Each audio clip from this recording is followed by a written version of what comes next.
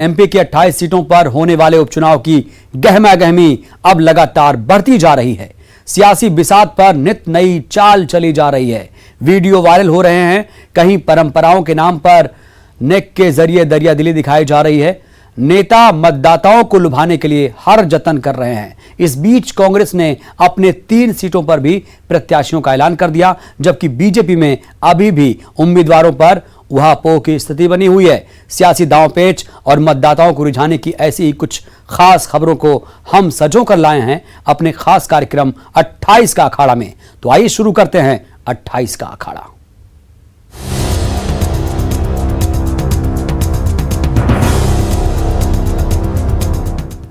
तो बुलेटिन की शुरुआत इस वक्त की सबसे बड़ी खबर से। कांग्रेस ने अपनी तीसरी सूची जारी कर दी है और 3 नए दावेदारों का ऐलान कर दिया है। इसके तहत मुरैना से राकेश मावई, मेहगांव से हेमंत कटारे, बड़ा मलहरा से राम सिया भारतीय का नाम शामिल है। वहीं बदनावर से अब नए उम्मीदवार कमल पटेल होंगे।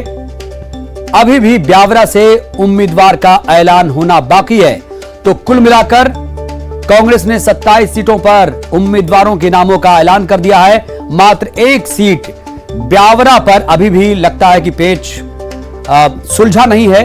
कुल मिलाकर आपको बता दें, यहां 3 सीटें जो हैं, मुरैना, मेहगांव, बड़ा मलहरा, इन तीनों पर उम्मीदवार घोषित कर दिए गए और बदनावर में उम्मीदवार बदला गया। तो मुरैना से राकेश मावई चेहरे होंगे। इसके अलावा आपको बता दें, मेहगांव से हेमंत कटारे, यानी यहां गोविंद सिंह की नहीं चल पाई जो अपने भांजे के लिए टिकट चाहते थे। मेहगांव से हेमंत कटारे किस्मत आजमाएंगे। इसके अलावा मुरैना से राकेश मावई कांग्रेस के प्रत्याशी बनाए गए हैं। तो बड़ी खबर इस वक्त की आपको बता रहे हैं, कांग्रेस की तीसरी सूची जारी हो चुकी है, लेकिन 1 सीट पर अभी भी उम्मीदवार घोषित नहीं किया गया। 4 सीट पर उम्मीदवार घोषित किए गए। हालांकि 4 सीटों पर उम्मीदवार घोषित किया जाना था अगर हम ब्यावरा को भी जोड़ लें तो, लेकिन ब्यावरा का उम्मीदवार कौन होगा इस पर अभी भी मंथन चल रहा है पार्टी में। लेकिन बदनावर, बड़ा मलहरा, मुरैना और मेहगांव, इन सीटों पर उम्मीदवारों के नामों का ऐलान हो चुका है। कथावाचक है राम सिया भारती, ये इनकी प्रोफाइल आपको दिखा रहे हैं। मेहगांव सीट पर गोविंद सिंह की नहीं चल पाए जो अपने भांजे को टिकट दिलाना चाहते थे। हेमंत कटारे को टिकट दिया गया यहां से। तो न्यूज़ 18 की खबर पर मुहर लगी। राकेश सिंह की दावेदारी खत्म हो चुकी है। तो इस वक्त की सबसे बड़ी खबर, बड़ा मलहरा से राम सिया भारतीय को टिकट मिला है जो कथावाचक हैं। तो इस वक्त की सबसे बड़ी खबर, आपके चैनल न्यूज़ 18 ने जिस तरीके से विश्लेषण किया था, जो खबरें आपको लगातार दिखाई थी, उस पर आखिरकार मुहर लगी। राकेश सिंह की दावेदारी खत्म हो चुकी है। तो इस वक्त की सबसे बड़ी खबर, हालांकि ब्यावरा सीट पर अभी भी ऐलान होना बाकी है, लेकिन बड़ा मलहरा से राम सिया भारती को टिकट मिला है जो पेशे से कथावाचक हैं और इनको अब चुनाव में जाना है। मेहगांव सीट पर गोविंद सिंह की नहीं चली क्योंकि हेमंत कटारे को यहां से मेहगांव सीट से उम्मीदवार कांग्रेस ने बनाया है। राकेश सिंह की दावेदारी भी खत्म होती नजर आ रही है, खत्म हो चुकी है। तो कुल मिलाकर मुरैना सीट पर राकेश मावई उम्मीदवार बनाए गए और बड़ा मलहरा सीट से भी उम्मीदवार के नाम का ऐलान। लेकिन ब्यावरा सीट पर अभी भी लगता है कि पेच कहीं ना कहीं उलझा हुआ है। तो मेहगांव सीट से हेमंत कटारे कांग्रेस के उम्मीदवार होंगे। कांग्रेस की तीसरी सूची जारी हो चुकी है और तीसरी सूची में अगर हम कायदे से कहें तो 3 ही नाम हैं। होने चाहिए 4 नाम, ब्यावरा नाम शामिल नहीं है और बदनावर को इसमें जोड़ेंगे नहीं क्योंकि बदनावर में प्रत्याशी को बदला गया है। तो कुल मिलाकर आपको बता दें, कमल पटेल बदनावर से कांग्रेस के प्रत्याशी होंगे। हालांकि हो सकता है यहां पर भी बगावत देखने को मिले क्योंकि प्रत्याशी बदलना एक बड़ी चुनौती है और इसको लेकर हो सकता है आगे कुछ अंतर्कलह भी पार्टी में देखने को मिले। लेकिन बदनावर से कमल पटेल अब कांग्रेस के उम्मीदवार हैं। और ज्यादा जानकारी के साथ हमारे संवाददाता शरद श्रीवास्तव जुड़ चुके हैं। शरद, 4 सीटों पर नामों का ऐलान होना बाकी था, लेकिन इस सूची में सिर्फ 3 नाम हैं। अगर मैं बदनावर को छोड़ दूं क्योंकि बदनावर पर उम्मीदवार को बदला गया है, इस सूची को शरद कैसे देख रहे हैं आप? हाँ देखिए, बिल्कुल आपने सही कहा। ब्यावरा जो सीट है उसको लेकर अभी होल्ड किया गया है और उसके पीछे की दरअसल वजह ये भी हो सकती है कि अभी पार्टी और ये मंथन करना चाहती हो कि आखिरकार वहाँ से टिकट किसको दिया जाए, क्योंकि एक बात ये भी है कि जो ब्यावरा की सीट खाली हुई वो दरअसल कांग्रेस के जो विधायक थे गोवर्धन दांगी उनके निधन की वजह से खाली हुई थी। तो कहीं ना कहीं एक सहानुभूति होती है, जो सिटिंग एमएलए होते हैं या उनके साथ में कोई दुर्घटना होती है तो हो सकता है कि उनके पारिवारिक तौर पर या किसी ऐसे व्यक्ति को पार्टी टिकट देना चाहती हो जिसका राजनीतिक तौर पर क्योंकि ये कोई उपचुनाव वहाँ की सीट पर इस वजह से नहीं हो रहा है कि बीजेपी में कुछ लोग शामिल हो गए हैं या कोई नेता कांग्रेस से शामिल हो गया है, तो इस वजह से उसको होल्ड किया गया है। लेकिन जहाँ तक बात बाकी सीटों की करें तो अगर हम महगांव सीट की बात करें तो महगांव में जो डॉक्टर गोविंद सिंह चाह रहे थे कि उनके भतीजे को टिकट मिले, क्योंकि सबसे ज़्यादा जो खबर थी वो इसी सीट को लेकर थी कि जो मंथन है दरअसल वो यहाँ पर किया जा रहा है, क्योंकि चौधरी राकेश सिंह जो हालांकि पहले बीजेपी में चले गए थे फिर कांग्रेस में आ गए, वो वहाँ से टिकट मांग रहे थे, वो अपनी दावेदारी कर रहे थे, लेकिन उनका भी काफ़ी हद तक विरोध किया गया वहाँ पर। और इस बात को लेकर के जो पार्टी के प्रति निष्ठा जिनकी नहीं रही वो उन्हें आखिरकार वहाँ से क्यों टिकट देना चाहिए। फिर ये बात हुई कि डॉक्टर गोविंद सिंह जो चाहते थे कि उनके भतीजे को टिकट मिल जाए वहाँ से, तो वो भी बात नहीं चली है, क्योंकि संभवतः कमलनाथ ने ये जो सोचा होगा, जो अनुमान लग रहा है उसके मुताबिक कि ना डॉक्टर गोविंद सिंह की चलेगी ना चौधरी राकेश सिंह की, उनका जो चेहरा होगा उनकी जो पसंद होगी वो दिया जाएगा। तो वहाँ से हेमंत कटारे को दिया गया है। और हेमंत कटारे हालांकि उनका जो पिछला विधानसभा का चुनाव था वो हार गए थे, अटेर से चुनाव हार गए थे। उससे पहले जब एक उपचुनाव हुआ था, क्योंकि वो सत्यदेव कटारे के बेटे हैं और उनके निधन की वजह से जब सीट खाली हुई थी तो उसके बाद में उन्होंने चुनाव लड़ा था, तो वो उपचुनाव जीते थे। फिर उसके बाद अगला जो चुनाव हुआ, हालांकि वो कुछ विवाद में भी रहे हेमंत कटारे काफ़ी एक विषय को लेकर, तो वो सारी बातें थी। लेकिन कुल मिलाकर कमलनाथ की चली है उस सीट को लेकर और वहाँ पर उनका नाम फाइनल किया गया है।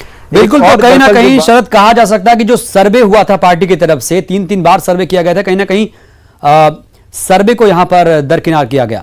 आप बने रहिएगा, इस वक्त हमारे संवाददाता अनुराग श्रीवास्तव भी जुड़े हैं जो इस पूरे खबर पर लगातार नजर बनाए हुए थे। अनुराग, सूची आ गई लेकिन जो ब्यावरा सीट पर अभी तक उम्मीदवार के नाम का ऐलान नहीं हुआ, क्या अभी भी इस पर मंथन करने की जरूरत है ब्यावरा सीट से? देखिए, ब्यावरा सीट पर गोवर्धन दांगी के निधन के बाद वो सीट खाली हुई है और ऐसे में पार्टी विचार कर रही है कि गोवर्धन दांगी के 2 बेटों में से रामचंद्र दांगी, अभिनव दांगी में से किसी को टिकट दिया जाए या फिर कोई और चेहरा पार्टी उतारे। हालांकि इस पूरे मामले को लेकर कमलनाथ दिग्विजय सिंह से भी राय ले रहे हैं, क्योंकि दिग्विजय सिंह का वो इलाका है और ऐसे में पार्टी अभी उस सीट को होल्ड किया है, यानी कि कल तक जो ब्यावरा सीट पर कांग्रेस पार्टी अपने सिंगल नाम तय कर देगी।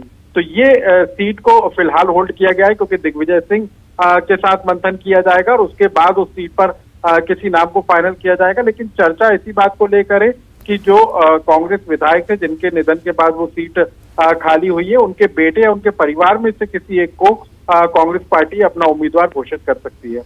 चलिए, तो कहीं ना कहीं लग रहा है कि जिस तरह से एक दिग्विजय सिंह का अपना एक असर है उस इलाके में, दिग्विजय सिंह की भी चलेगी और कहीं ना कहीं सर्वे का तो अपना महत्व वही है अनुराग, और नेताओं की पसंद का भी खास ख्याल रखना होगा। बहुत बहुत शुक्रिया आपका शरद और हमारे सहयोगी अनुराग का भी। तो उपचुनाव का मौसम है और इस मौसम में नेताओं के वीडियो बहुत वायरल होते हैं। एमपी में इस समय ऐसा ही हो रहा है। मंत्री बिसाहूलाल सिंह के बाद अब एक और मंत्री बृजेंद्र सिंह यादव का वीडियो सोशल मीडिया पर धूम मचा रहा है। मंत्री बृजेंद्र सिंह वीडियो में महिलाओं को साड़ी बांटते हुए नजर आ रहे हैं। हालांकि मंत्री ने इस वीडियो पर सफाई देते हुए कहा कि वे जैन समाज के कार्यक्रम में गए थे, जहां उन्होंने आयोजनकर्ता के कहने पर कोरोना योद्धा महिलाओं को साड़ी बांटी। मंत्री ने कहा कि यह वीडियो आचार संहिता लगने के पहले का है। वीडियो के वायरल होने के मामले पर मंत्री ने कहा कि कांग्रेस के खिलाफ वे एफआईआर दर्ज कराएंगे। होता है, मुख्य अतिथि किसी को बनाया जाता है, जबकि जो बात कर रहे हैं आचार संहिता की, ये आचार संहिता से महीनों पुराना वीडियो है। उसमें बोला गया अगर मेरे द्वारा जो भी उपहार स्वरूप अगर कोई भी कार्यक्रम, ये कार्यक्रम पहला नहीं है, ऐसे कई कार्यक्रम हुए सैकड़ों, तो लोग बंटवाते हैं तो स्वाभाविक अपन बांट देते हैं। ये कार्यक्रम तो जैन समाज का था, उससे जबकि साड़ियों से उनसे मुझे कोई लेना देना ही नहीं है। मैं इन पर कांग्रेसियों पर जरूर एफआईआर करवाऊंगा, कानूनी कार्रवाई करवाऊंगा। मैं तो खुद कहूंगा कि इसकी जांच करो। ये वास्तव में आचार संहिता की बात का है कि आचार संहिता से पहले का वीडियो है और मेरे द्वारा किया गया कार्यक्रम है या जैन समाज के द्वारा किया गया कार्यक्रम है। मैं इन पर FIR भी करवाऊंगा। इधर कांग्रेस ने इस वीडियो को लेकर राज्य निर्वाचन आयोग से शिकायत की। पार्टी ने पूरे मामले की जांच कर मंत्री के खिलाफ कार्रवाई की मांग की। इसके साथ ही कांग्रेस ने मुरैना की महिला एवं बाल विकास अधिकारी उपासना राय को भी हटाने की मांग कर दी। प्रदेश कांग्रेस कमेटी की ओर से हमने चुनाव आयोग में शिकायत की है कि मुंगावली से भाजपा प्रत्याशी गैर विधायक मंत्री बृजेंद्र सिंह यादव द्वारा क्षेत्र की जनता को नोटों के साथ साथ साड़ियां बांटी जा रही है। एक मंत्री कल अनूपपुर में नोट बांटते मिले थे, आज ये साड़ियां बांटते मिले हैं। इससे पहले सुर्खी में एक मंत्री ने धार्मिक वातावरण में निर्मित किया बात। इस सब बातों से ऐसा लगता है कि भारतीय जनता पार्टी आचार संहिता का उल्लंघन कर रही है और उन्हें घबराहट है और चुनाव जीतने के लिए कुछ भी करने का जो सिस्टम है उनका वो कर रहे हैं।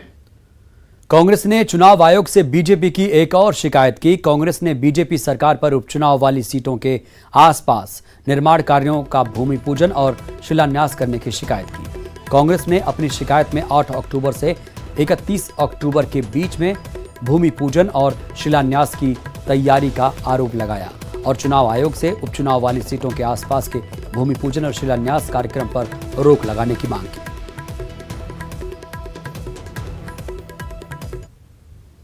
तो चुनाव के दौरान प्रत्याशी मतदाताओं को लुभाने के लिए क्या क्या जतन नहीं करते। बुरहानपुर की नेपा नगर सीट पर मतदान होना है, जहां कांग्रेस प्रत्याशी रामकिशन पटेल और बीजेपी की संभावित प्रत्याशी सुमित्रा कासडेकर ने जनसंपर्क करना शुरू कर दिया।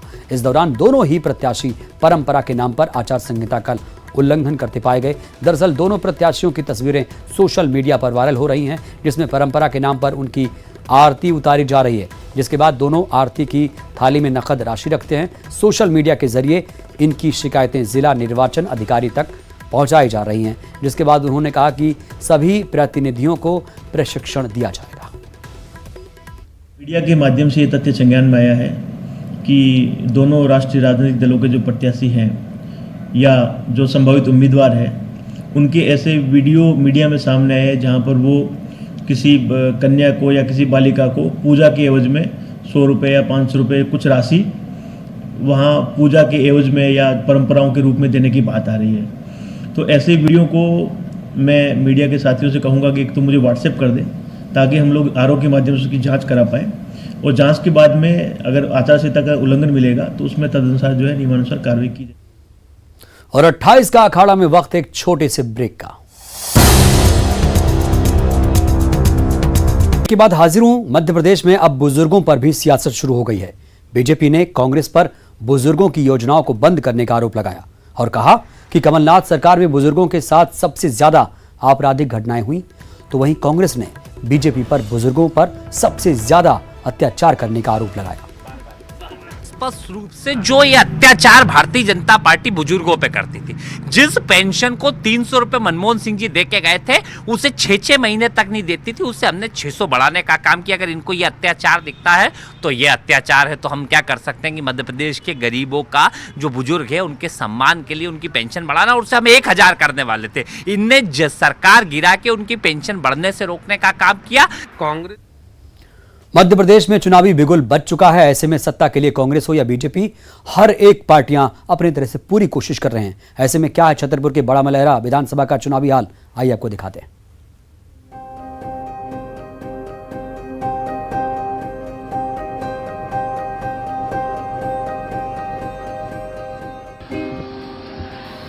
बड़ा मलहरा विधानसभा छतरपुर जिले में आती है, जिसका लोकसभा क्षेत्र दमोह लगता है। बड़ा मलहरा से दमोह और टीकमगढ़ जिले की सीमा भी लगती है। 2 साल के बाद अब दोबारा यहां विधानसभा चुनाव होने जा रहे हैं।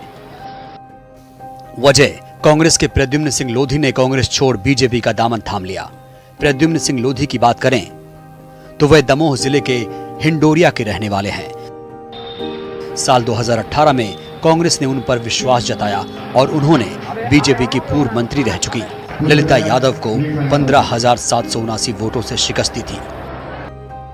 हालांकि 15 महीने में ही उनका विश्वास कांग्रेस से उठ गया और उन्होंने बीजेपी का दामन थाम लिया, जिसके चलते अब बड़ा मलहरा में दोबारा चुनाव हो रहे हैं।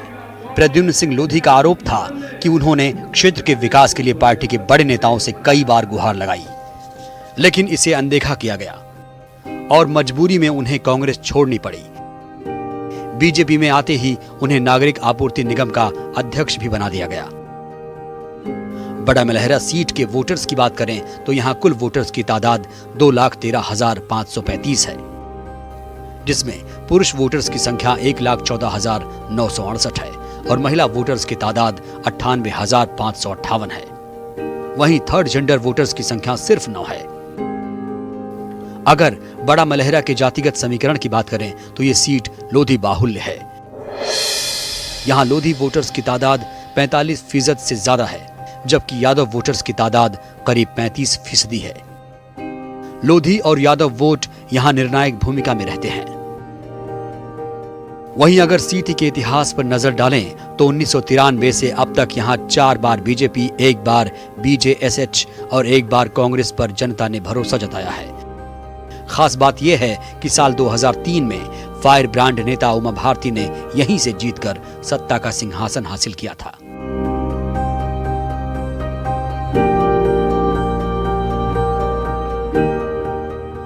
यहां के मुद्दों की बात करें तो विकास और रोजगार ही यहां का मुख्य मुद्दा है। बीजेपी की रेखा यादव 2 बार यहां से बीजेपी विधायक रह चुकी हैं और बीजेपी की पूर्व मंत्री ललिता यादव यहां से प्रत्याशी रह चुकी हैं। ऐसे में दोनों ही यादव वोट बैंक को प्रभावित कर सकते हैं। पूर्व केंद्रीय मंत्री और पूर्व सीएम उमा भारती का भी क्षेत्र में खासा असर है। वहीं केंद्रीय मंत्री प्रहलाद पटेल की लोकसभा सीट में ही ये विधानसभा सीट आती है और उनका भी क्षेत्र में तगड़ा प्रभाव है। पिछले चुनाव में प्रद्युम्न सिंह लोधी को एक तरफा लोधी वोट मिलना ही उनकी जीत का मुख्य कारण बताया जा रहा है, लेकिन तय माना जा रहा है कि प्रद्युम्न सिंह लोधी ही यहां से बीजेपी के उम्मीदवार होंगे। पिछले दिनों बड़ा मलहरा के दौरे पर आए सीएम शिवराज सिंह चौहान और पूर्व सीएम उमा भारती ने प्रद्युम्न सिंह लोधी के लिए वोट मांगे, जिससे ये लगभग तय हो चुका है कि वे ही बड़ा मलहरा से बीजेपी का चेहरा होंगे। प्रद्युम्न सिंह लोधी इस बार